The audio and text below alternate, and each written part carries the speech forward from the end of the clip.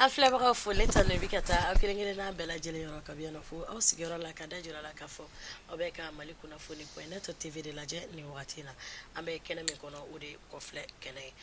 kene ni kofle ere ko kuma me abe yakili jigi udambe koro chamana kunungo anga hadamade ya tabia okumbe chugodi ne bi ankele ndo ko lubla wali kele fe njume ne klale ndo ana na soransira ka bolo magen ka mine abse ka ngasini ya sigi noya siri masini ngene demsino ka demsini ya ubise ka jabo chugumina hadamade ya bise ka ke basigi ne yasigi chugumi wori hukum kono ni jam kan sigira senga bi antamana ambulu wa anya ambulu manabo kabo jeli kamale nono fe jeli kamale mindo adogulente mali kono mali koka adonendo nganda tira do bela ko nyafo awnyana muyato antara jili kunda bi na nyata kalaje mali kono dambe koro do de bi bona wo bona be nyamakala ba be bulu akera jili akera numuye akera funaye akera garange akera gawloye akera maboye akera sekoye akera join mbe dani yorona parce que ne ta bedo nimbe ambe bulu bonawla nga keren ni yala mi donendo kosobe o yijil koy foka take sababu ye bi imana kenya makala siwo siye ni be kena kono anga kunkero la do ba fa jilimso ube jilike anasoro ite jili parce jili ya be numu ya be fune ya be garange ya be nimbe la jili mitla ka wule ko jili kelente donc bi anya bolo manabo mame no fe dimsindu ko dimsindu maba koronta e suri ni ma file manyina ayeto moni chamake makoro no fe ne tira kuma jinya kelente na bela jelenfo o anga kunu ngo jele akumbe chugodi jeli kamale mbulu ni bi ote kanya soro tari kele ni bita waralendo jamuka sigira odeka okumana anga mawelele amena abisimila Mamadou salam alaikum. Alaikum salam diko kuri bashi tila. Bashi fuitela. Alhamdulillah. So mogobe. Mashallah. Jawati. Ambe ala tanu. Ambe ala fu. Minye bi domba yirana. Ka ala fu. Minye sani dugukolo da. Ka ala fu. Minye dinyani laharada. Abe dara kanu de koso. Kanu te koko la uko mani. Ka nere sigi ate ko mbeseni bei. Ma kodombe ma kobedonte ntege fula benko mali nyamakala be ntege benko mali kumakela be ntege benko mali donikela be ntege benko mali tontigi be ntege benko farafina be ma mana janya chogo kunsigi mimbi kungulo la ukajani yere jawati amba fi kiki bismillah diko ani wele kana anga nyogon baro alhamdulillah jiye nyogon masalai mashallah aywa an flabaw ka dajira la ka fo ko kuma eto dendi ni dota doba kumbo ambe baro na kuma donte de wa kuma sete bari kuma mase mashila fomi ko kale bado ale be sala orke kuma de be seka ke sababu ye ma ka seka kuma bawulo orke bela jilimbi dende wulo nga kuma bawulo lika ala kana odwanda Mamadou diko ame feka don Mamadou yere join alhamdulillah an woni ya me DG Mamadou Jabati e join bora jonuna diko ni jaranye mokela uko ko kuma be ma dun ka soro kuma don baliyate kuma e ba saba keme saba ani saba abe tiena fofla Allah tiena ningalo olu te ɲɔgɔn fɛ dɛ mais u ye furu siri seconde kelen yana ka se minute ma furu sara mais furu salen u ye den do sɔrɔ o den de tɔgɔ ye ko Musalaha Musalaha te tiɲɛ ngalon tɛ mais ala bena tiɲɛ kuma bonda ka fɔ lamɛbagaw ni filɛlibagaw ye ala ye kira 300 tan ani saba de ci a ma bere d'u ma a ma muru d'u ma a ma marafa d'u ma a ye kuma de d'u ma kuma gɛlɛyara kira min bolo de ye nabilahi musa ye mais a ko arahamani ma ala n b'a ɲini fɛ n bɛ na min bɔ n da kɔnɔ minnu bɛ n lamɛn u ka se k'a faamuya min na e ala de ye ne ci mais kuma yɛrɛ bɛ saba bolo i ka dɔ fɔ walima dɔ k'i fɔ walima a ka tila i la n b'a ɲini ala fɛ ani lamɛnbagaw ani ɲamakala cɛman n'a musoman u ka n to yen ko n ye denni ye n ye kɔnɔdenni ye si ma bɔ n fari kan fɔlɔ kuma n ye min sɔrɔ n fa la n ye min sɔrɔ mɔgɔbaw la ani tɔntigibaw ni karamɔgɔbaw la n b'a ɲini ala fɛ kuma kana tila n na DG Mamadou Jabate ne ye jeli ye ka wolo faransi ka mɔɔ faransi ka marakakan ani bamanankan mɛn faransi donc n bɛ n fa ni n baw barikada parce que u kɛra n fɛ bi n'a sɔrɔ n b'a nafa kɔnɔ n yɛrɛ b'o dɔn ni n t'a kɔnɔ n b'o dɔn i yɛrɛ ko kunu tubabu ko avant de savoir où tu vas faut savoir d'abord d'où tu viens le présent sort du passé l'avenir sortira du présent ayiwa a ko sɛlɛ filɛ sɔgɔbi ko min ma ne ye kuma ne ci ka taa lakɔli la fɔlɔ dɛ ne ma ci ne cira récréation bɔra madame ko de ka taa so ko bɛnna juga sa ma alhamdulillah donc Mamadou Jabate jeli n fa ye Tuntun Jabate faransi jeli kuntigi don ɲamakala kuntigi don n faw ka ca n baw ka ca n ba ye Kani Kuyate Yagari Jara Ali Mandamba Mamu Fofana Ororia Kante Tenen Kuyate n baw ka ca n faw ka ca alhamdulillah bon n yɛrɛ kɔni ye Mamadou Jabate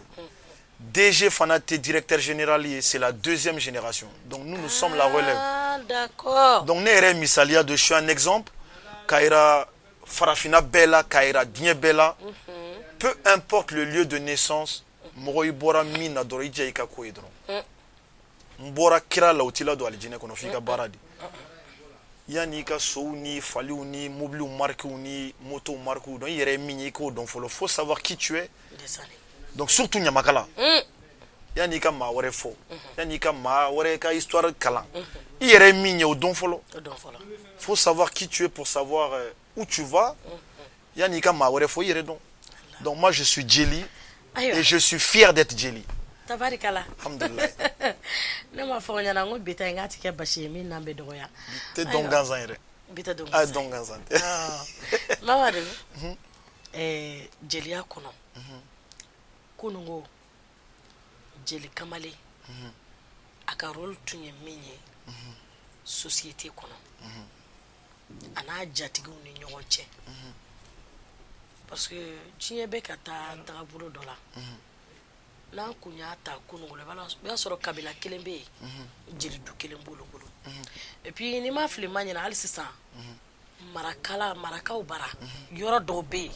a bɛ ten machallah a bɛ ten donc olu ni ɲɔgɔn cɛ du kelen ni ɲɔgɔn cɛ a bɛ se ka kɛ de génération en génération e kɛra karisa fa ka jeli ye karisa bɛ kɛ e den ka jeli ye ainsi de suite olu sugu ninnu bɛ yen nɔ mais fitinɛ mana don jatigiw ni ɲɔgɔn cɛ ou soit jatigi dɔ bɛ fili la olu kow tun bɛ latilen cogoya jumɛn na alhamdulillah nin diyara n ye Fanta Diko kuma tɛna janya parce que ngalon kuma de ka jan tiɲɛ kuma ka sɔrɔ n bɛna jeliya yɛrɛ ni n filila i b'a sɔrɔ ne de b'a mɔgɔbaw lamɛn ni n filila ne de b'a n fa lamɛn ni n filila ne yɛrɛ taara ɲɛɲini yɔrɔ min i b'a sɔrɔ ne de m'a lamɛn n'o tɛ fɛn caman fɔra n ye n b'a fɔ n b'a bɛ dɔn dɛ mais min fɔra ne ye jeliya yɛrɛ kɔnɔ jeliya tɛ dɔnkilida ye jeliya tɛ tamanfɔ ye jeliya tɛ gitarifɔ ye jeliya tɛ dɔnkilida ye jeliya ye de n'a bɛna jɛngɛ i k'a tilen d'accord mais Salif Keita bɛ dɔnkili da jeli dɔn wa ayi Tupac tun bɛ Amérique a bɛ rap kɛ jeli dɔn Kofi Olomide bɛ Zaire walima Congo jeli dɔn wa han jeliya tɛ dɔnkilida ye o Zaïrois bɛ guitare fɔ jeli tɛ n'est-ce pas Youssou Ndour bɛ Dakar c'est pas un jeli hali ni ɲamakala don ɲamakalaya fana ni jeliya tɛ kelen ayi olu tɛ kelen ye jeliya ye de n'a bɛna jɛngɛ e k'a latile jeliya ye ko dilan de komi i yɛrɛ y'a fɔ cogo min ni cɛ n'a muso bɛ ɲɔgɔn na furu bɛna sa e k'i jija furu kana sa o ye jeliya ye terima fila bɛ ɲɔgɔn na teriya bɛna ban a bɛna sa e k'i jija terima fila kana fara jamanaw bɛna ci e k'i jija i ka kɛ miseli ye i ka jamanaw kala jamana kana ci autrefois le griot c'était le messager l'éducateur bi anw ko assistant social le conseiller du roi hein? L'historien bon jeliya tɛ delili ye ni jeliya kɛra delili ye diɲɛ bɛɛ ye jeli de ni jeliya ye delili de diɲɛ bɛɛ ye jeli de ni o ma faamuya e bɛ se k'a fɔ DG kana n deli mais ne ni e bɛɛ bɛ ala deli ni ala deli tɛ diɲɛ kɔnɔ diɲɛ bɛ wuli donc ni jeliya ye delili de diɲɛ bɛɛ ye jeli de jeliya tɛ delili ye dɛ jeliya de n'a bɛna tiɲɛ i k'i jija a kana tiɲɛ ko dilan jeliya ye ko dilan de voilà o diyara an ye DG mashallah sisan yani an ka na bi la parce que n'i ye kunun fɔ jamukan yɛrɛ sigilen b'o kan i bɛ bi fɔ bi jeli kamalenw ka taabolo ani kunun ta tɛ kelen ye mais DG o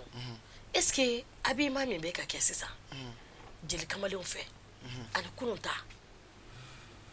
o ye kelen ye bon u tɛ kelen ye parce que i b'a dɔn diɲɛ fana bɛ ka développer n'i ye kunun lajɛ bazin tun tɛ yen waxi tɛ yen fɔlɔ bamananfini de b'an bolo bɔgɔlanw ni fɛnw donc o tuma y'a sɔrɔ bazin ko tɛ yen girimanba ninnu voilà girimanba ninnu de bɛ yen i bɛ se k'a k'i kan na kalo kelen a tɛ ko donc mais fini fana tɛ dɛ l'apparence est trompeuse l'habit ne fait pas le moine donc fini tɛ finitigi jogo n'a kɛwale don sinon bazin yɛrɛ tɛ farafin ta ye bazin ye alimanw de ta ye olu b'a kɛ napu de ye k'a kɛ tableau sanfɛ mais anw y'a kalan k'a kan kan na tabali sanfɛ ouais napu de ye bazin ye olu bɛ bazin de kɛ tableau kan bon sisan an bɛ ka pari n'o ye fo ka kɛlɛ k'a nɔfɛ ne yɛrɛ ka i bɛ ɲininkali kɛ bazin tɛ farafin ta ye o bazin ye farajɛw de ta ye non bazin ye farajɛw de ta ye fɔlɔ nin de y'anw ta ye donc fini fana tɛ finitigi don finitigi fana tɛ da jigo n b'i fɛ i jigo n t'i fɛ i jigo n dar'i la i jigo n tigɛr'i la i jigo silamɛya bɛ jigo bolo kafira yɛrɛ bɛ jigo bolo mais e min ka kan ka ɲali kɛ e kana kɛ tiɲɛlibaga ye bon fɔlɔ ɲamakalaw tun bɛ ɲali de kɛ sisan dun an ye parti ta ayiwa i da de sele filɛ yiri ma ne ye sisan alhamdulilayi i da de sele filɛ yiri ma dɛ parce que an ka bi ɲamakalaya bon je dis pas ɲamakalaya parce que a tɔ bɛ kɔfɛ jeli kamalenw ka bi taabolo ani kunun ta taabolo on voit que différence b'u ni ɲɔgɔn cɛ mais est ce que bi ta taabolo in e yɛrɛ fɛ a bɛ se k'an ka siniɲɛsigi la sabatiya est ce que an denw bɛ se ka waso n'a ye bon n y'o de fɔ kuma kɔnɔ ko sisan e min ka kan ka e min ye ɲalikɛla ye ne yɛrɛ kɛra tiɲɛnikɛla ye a bɛ ɲa cogo di fɔlɔ n y'a f'i ye cogo min ɲamakala ye a kana tiɲɛ ɲɛna sisan dun an bɛ partiw ta e bɛ se ka ne wele DG na n bɛ taa sumu dɔ la ou bien n bɛna taa ɲɛnajɛ dɔ la n b'a fɛ i ka na n tanu i k'an valoriser i k'an fɔ peut-être e ni dɔ bɛ ɲɔgɔn na kɛnɛ yɛrɛ kɔnɔ donc normalement en tant que ne t'o kalama donc fo ne ka na k'e fo de fo n k'o clasher k'a sɔrɔ o dun tɛ DG ka baara ye non o tɛ jeliya ye o jeliya tɛ tila au contraire a bɛ ja kɛlɛ ka ban mais ni ne y'a ye e fo k'i dama tɛmɛ k'ale clasher n ye dɔ bɔ n yɛrɛ garisɛgɛ la minnu b'ale fɛ ale fana ni jama min don olu tɛna kɛ ne fɛ tuguni ɲamakala man kan ka parti ta ou bien ka clashiw ni tigɛlimaw ni fɛnw kɛ jeli ka baara to yen bon sisan dun e ni dɔ bɛ ɲɔgɔn na e b'a fɔ n ka jelikɛ de ye nin ye na i ka na n fɔ donc n'i y'o kɛ DG kɔni ne m'a fɔ minnu b'a kɛ a man ɲi dɛ ne tɛ mɔgɔ juger mais ne de kɔni t'a kɛ n'i ye ne wele na ni dɔ bɛ ɲɔgɔn na o contraire n b'aw ladiya de mais ne tɛ se ka mɔgɔ valoriser i jigo n'i kɛwale de b'i valoriser i ye min kɛ ne ye mbe min don ilambe to de fo men te fen fara kan te fen boala ka sukaro ni kogo ni najini kila ka foronto ke nyerlanto ke et non to ke non parce que meleke de ba gauche na droite là donc olu fana be semeni de kew donc kana sira mogo nya ka faranya ala nya ko la harakiri be tigande donc ne be min don ila mbe ti fo be min don parce que ala donga korani ala batu ta'arifuni qabila an ta'biduni fa illam ta'arifuni kayfa yabuduni ala yare ko yani ka ale batu ka ale don tabarakallah bo kana mo ka jamu traoré wala madiko kata non o jamu mais ke wale do de nanani jamu maka jamute mali nord la jamute mais dambe la samana e barade maka dambe be ibn kari muhammad ibn abdullah fatmata bint rasulullah bint ibn ode dambe ibora karisala mais Allah samana e bara inde nanani jamuye sono jamute magao diko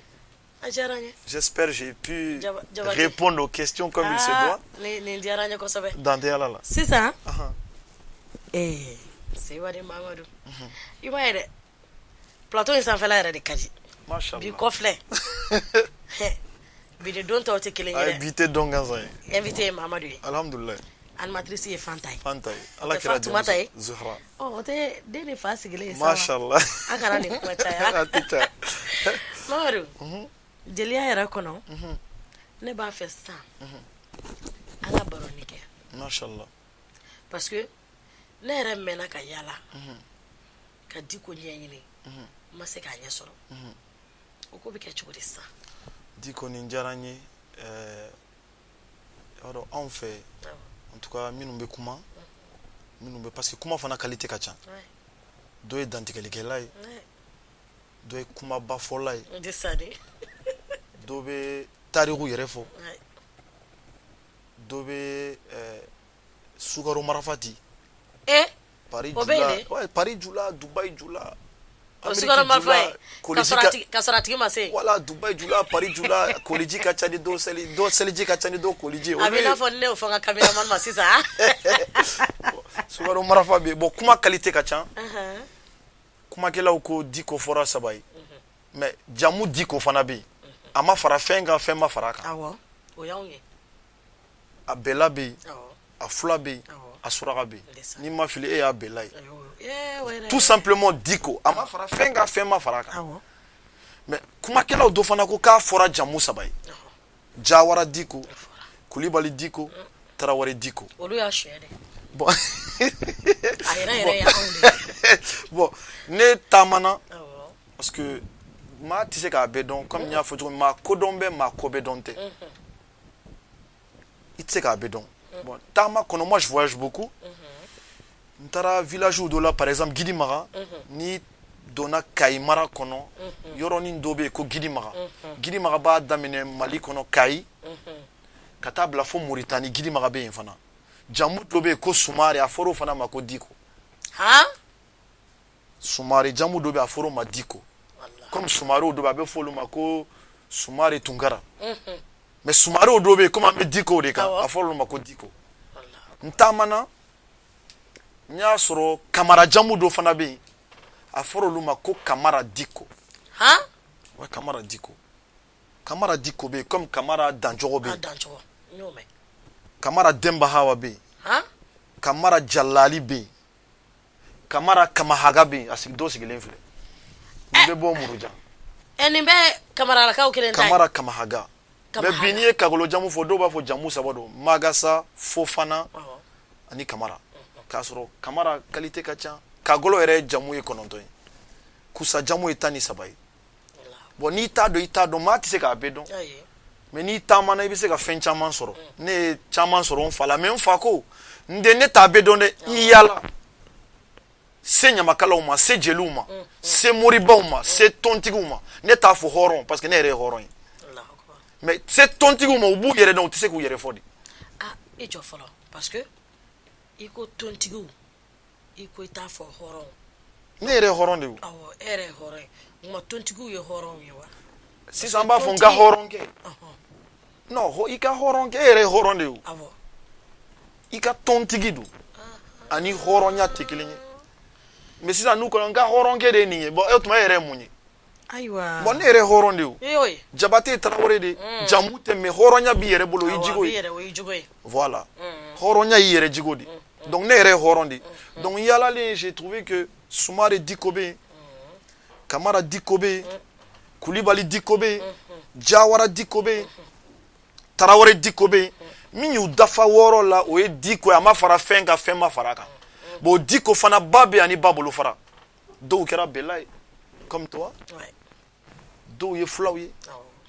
dɔw ye surakaw ye bon olu ye mara kɛ san 100 masasi ma na o bɛ nisɔngɔ min na an na Diko aw ye mara kɛ san 100 masasi ma na o de la n y'a fɔ kabi y'a fɔ dɔrɔn k'u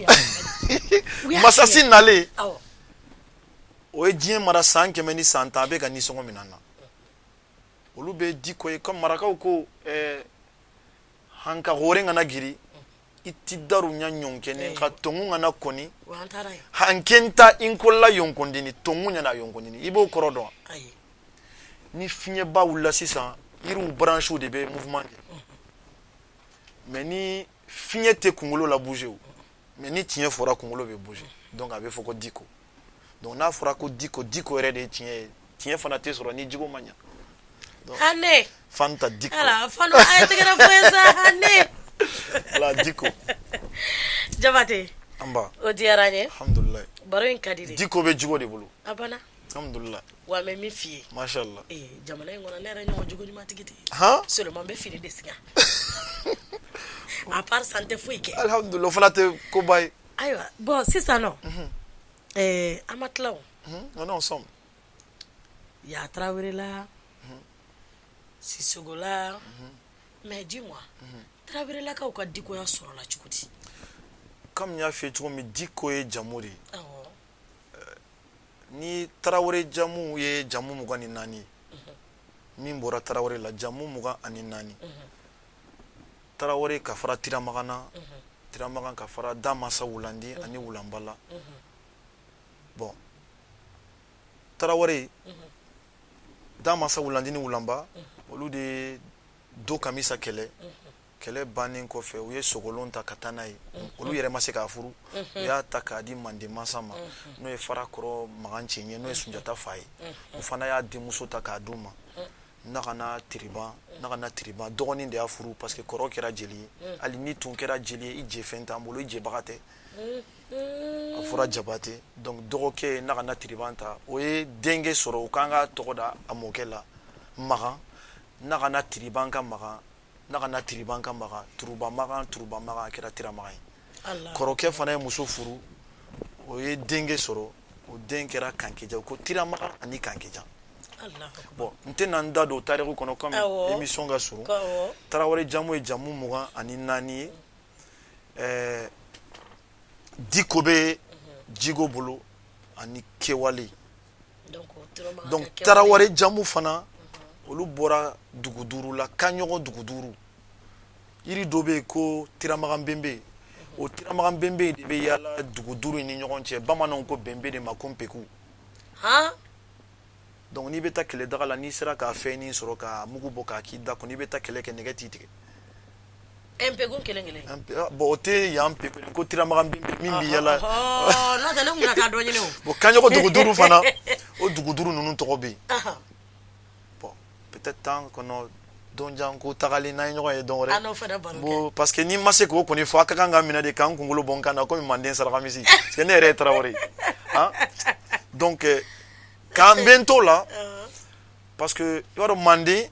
Bala taara ka di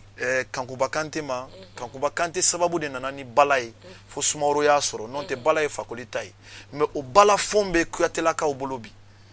o Kuyatelakaw La Guinée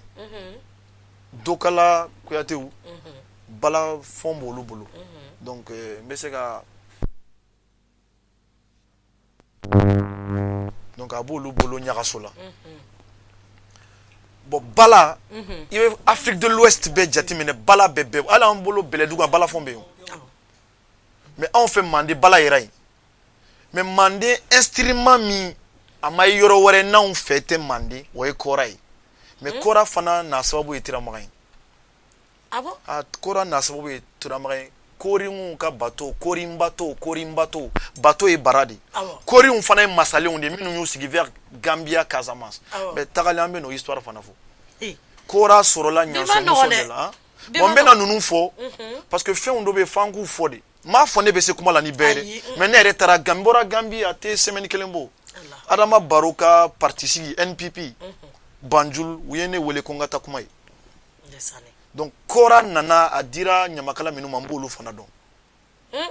bon Tiramagan ani Sitafata Jawara Sangojan Jabate kora taara ka di Jelimasa wule ne ma Jelimadi wule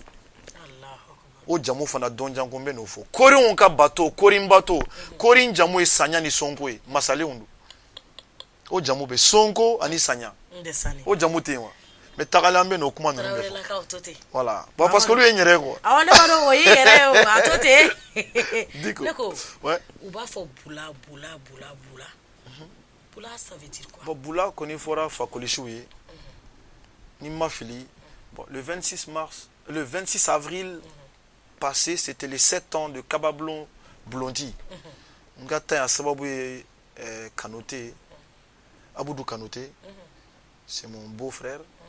donc n ka taa yan sababu ye ale ye en même temps taara j'ai vu ma famille Kaba n bɔra Kaba ni Kela cɛ c'est 6 kilos donc n bɛ Manden jeli bɛɛ fo n bɛ Kaba jeliw fo ka Kela Jabate jeliw fo